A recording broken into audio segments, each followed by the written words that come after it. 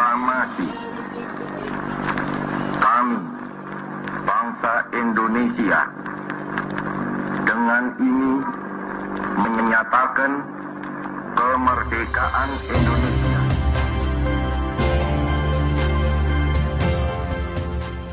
Masa yang dinanti selama ratusan tahun itu akhirnya datang juga. 17 Agustus 1945, Indonesia menyatakan dirinya merdeka sebagai sebuah negara yang berdaulat.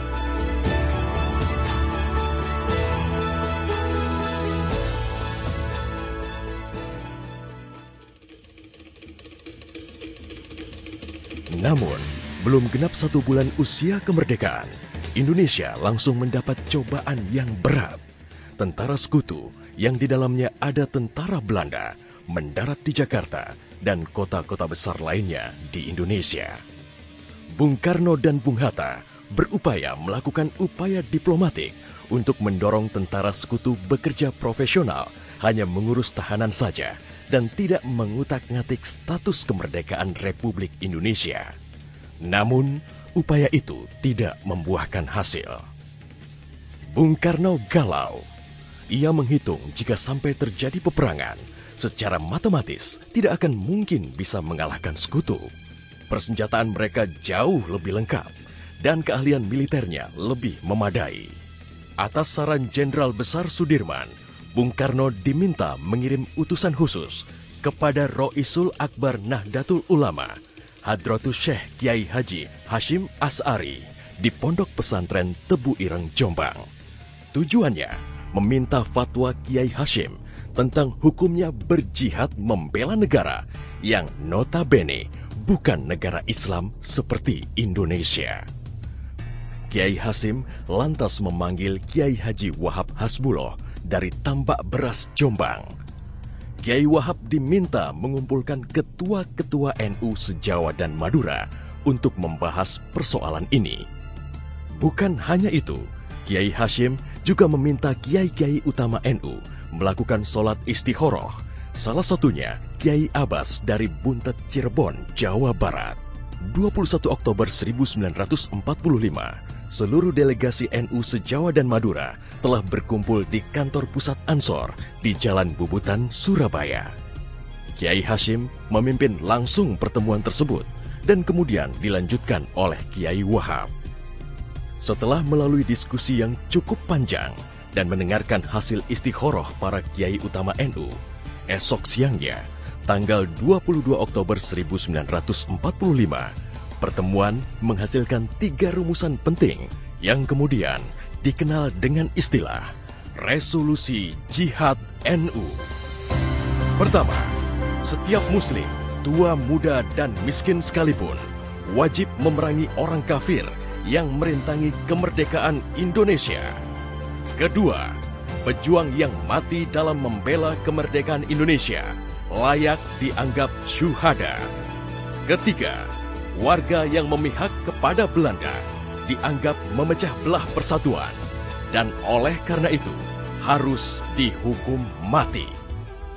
Dokumen resolusi jihad ditulis dalam huruf Arab Jawa atau pegon, ditandatangani Kiai Haji Hashim Asy'ari, disebarluaskan ke jaringan pesantren, tak terkecuali kepada komandan-komandan Laskar Hizbullah dan Sabilillah di seluruh penjuru Jawa dan Madura.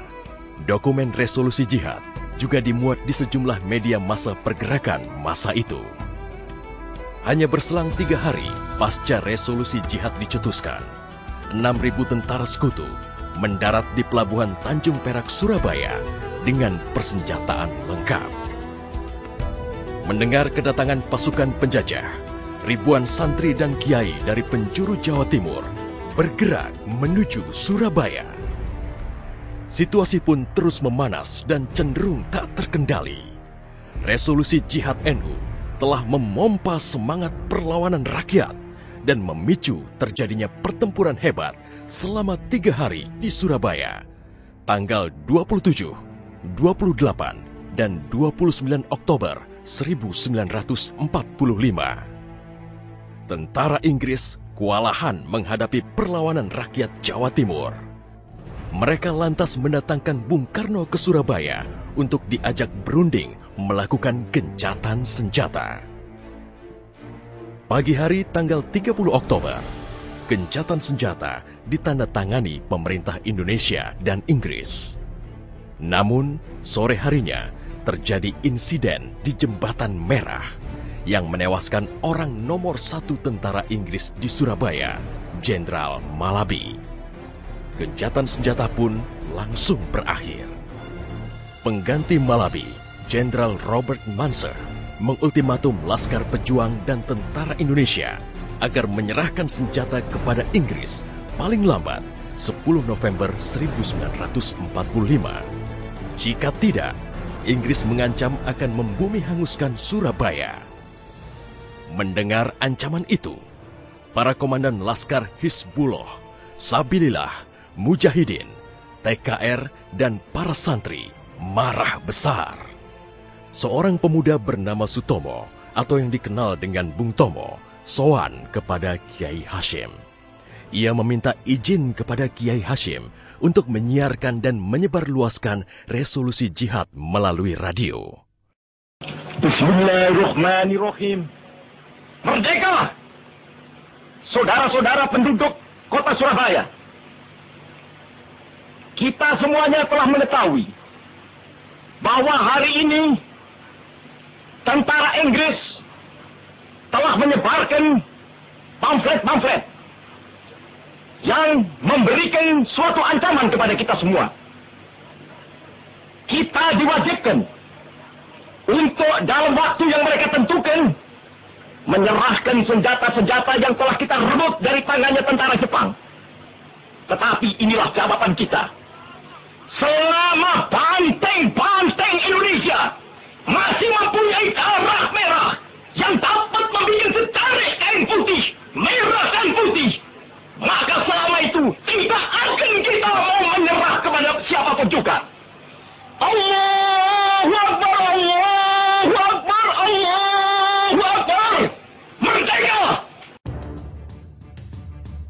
Pertempuran 10 November membuat malu tentara Inggris. Target mereka menguasai Surabaya dalam waktu 3 hari tak terbukti. Bahkan di hari yang kedua, Inggris kehilangan Jenderal Robert Munser. Artinya, dalam 1 bulan menghadapi arek-arek Surabaya, mereka sudah kehilangan 2 jenderal terbaiknya. Perang Surabaya berlangsung selama 3 minggu. Takbir dan pekik merdeka menggema selama pertempuran berlangsung.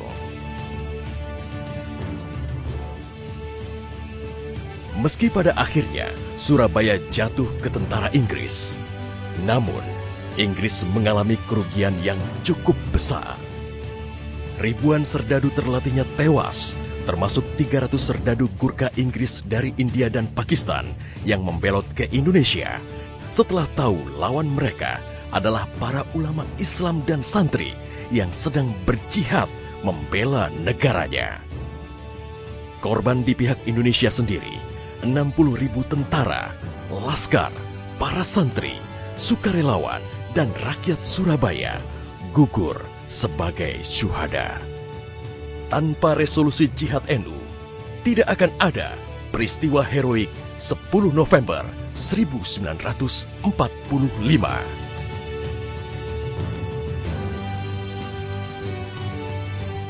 Artinya silahkan, mari kita berperang.